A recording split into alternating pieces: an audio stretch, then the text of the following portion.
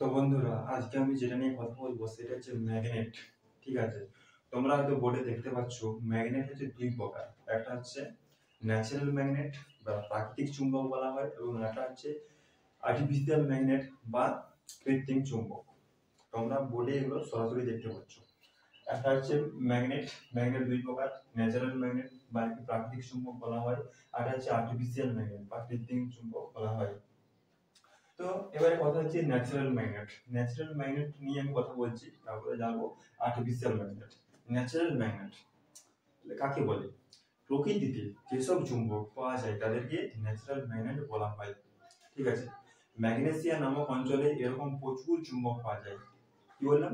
প্রকৃতিতে যেসব চুম্বক পাওয়া যায় তাদেরকে প্রাকৃতিক চুম্বক বা ন্যাচারাল ম্যাগনেট বলা হয়। ম্যাগনেসিয়া নামক অঞ্চলে এরকম প্রচুর পাথর পাওয়া যায়। ঠিক আছে, এদের শক্তিও বেশি হয় না। ঠিক আছে, বাজারে কিনতে পাওয়া যায় না। ঠিক আছে, বাজারে এই কারণে কিনতে পাওয়া যায় না, কারণ এগুলো লোক ব্যবহার করতে চায় না, কারণ এদের শক্তি খুব কম হয়। ঠিক আছে, আর বলছে এই ধরনের চুম্বক হলো খনিজ চুম্বক। তাহলে কি এই ধরনের চুম্বককে বলা হচ্ছে খনিজ চুম্বক? মানে এই যে তোমার এই যে প্রাকৃতিক চুম্বক বা ন্যাচারাল ম্যাগনেট, এটাকে বলা হচ্ছে তোমার খনিজ চুম্বক। ঠিক আছে, বলতে এই চুম্বক বাজারে কিনতে পাওয়া যায় না। প্রাকৃতিক চুম্বক নির্দিষ্ট আকারের হয় না। ঠিক আছে, এবং এই ধরনের চুম্বকের শক্তিও বেশি হয় না। মানে যে প্রাকৃতিক চুম্বক বা ন্যাচারাল ম্যাগনেট, এদের শক্তি বেশি হয় না।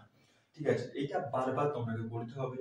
শুনো, ভালোভাবে তোমরা কি পড়তে হলে, ভালোভাবে শিখতে হলে ভালোভাবে প্র্যাকটিস করতে হবে, বেশিক্ষণ ধরে প্র্যাকটিস করতে হবে। ঠিক আছে, যে মাস্টার, তুমি সেই যত দামি মাস্টারের কাছেই পড়ো না কেন, তুমি যদি নিজে না প্র্যাকটিস করো তাহলে ভাই তুমি শিখতে পারবে না।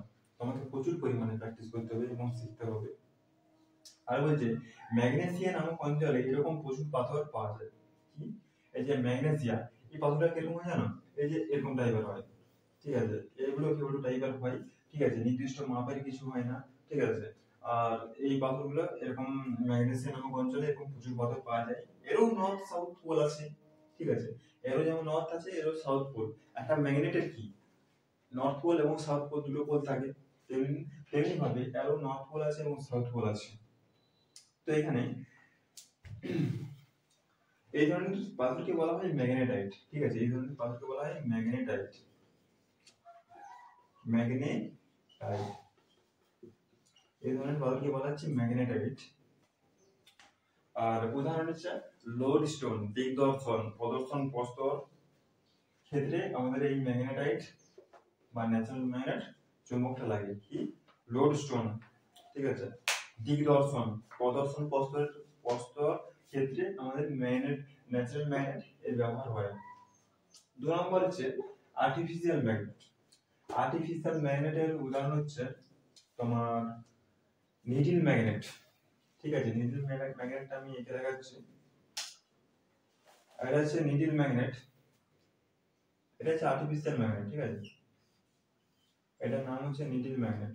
ঠিক আছে, এটার নাম হচ্ছে নিডল ম্যাগনেট। আর এটা হচ্ছে হর্সু ম্যাগনেট। হর্সু ম্যাগনেট হচ্ছে এটা,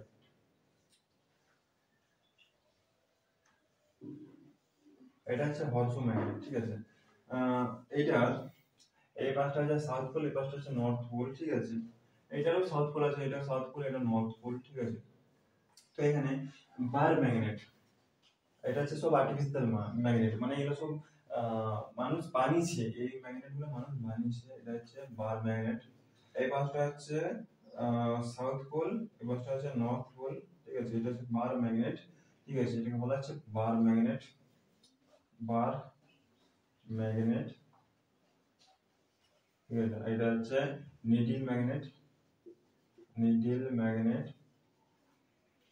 আর এটা হচ্ছে হর্সু ম্যাগনেট। ঠিক আছে, হর্সু হর্সু ম্যাগনেট। আর আর হচ্ছে বল এন্ডেড ম্যাগনেট। বল এন্ডেড ম্যাগনেটটা এরকম। ঠিক আছে, বল এন্ডেড ম্যাগনেট।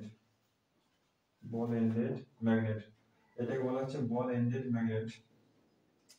ঠিক আছে, এবারে আর্টিফিশিয়াল আমাদের যে আর্টিফিশিয়াল ম্যাগনেটকে আবার চারটি ভাগে ভাগ করা হয়েছে, তিনটি ভাগে ভাগ করা হয়েছে, মানে ম্যাগনেটকে তিনটি ভাগে ভাগ করা হয়েছে। একটা হচ্ছে ফেরোম্যাগনেটিক সাবস্টেন্স, ঠিক আছে, আর হচ্ছে প্যারাম্যাগনেটিক সাবস্টেন্স, এবং আরেকটা হচ্ছে তোমার ডায়াম্যাগনেটিক সাবস্টেন্স, ঠিক আছে।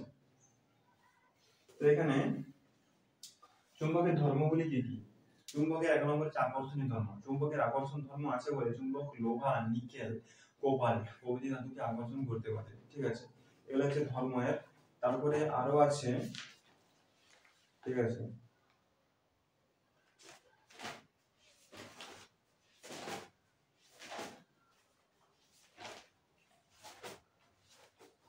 আমি দেখাচ্ছি।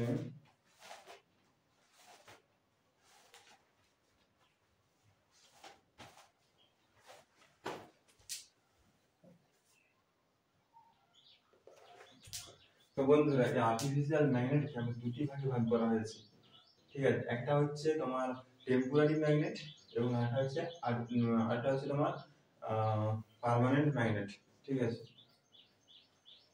টেম্পোরারি ম্যাগনেট और ইলেক্ট্রোম্যাগনেট, টেম্পোরারি ম্যাগনেটকে আবার ইলেক্ট্রোম্যাগনেট বলা হয়। টেম্পোরারি ম্যাগনেট আর ইলেক্ট্রোম্যাগনেট যেটা ইলেকট্রিসিটি এর মাধ্যমে চলে, ঠিক আছে। আবার যখন ইলেকট্রিসিটি বন্ধ করে দেওয়া হয় তখন সেটা ডিম্যাগনেটাইজ হয়ে যায়, ঠিক আছে। তখন ম্যাগনেটাইজ প্রপার্টিটা থাকে না।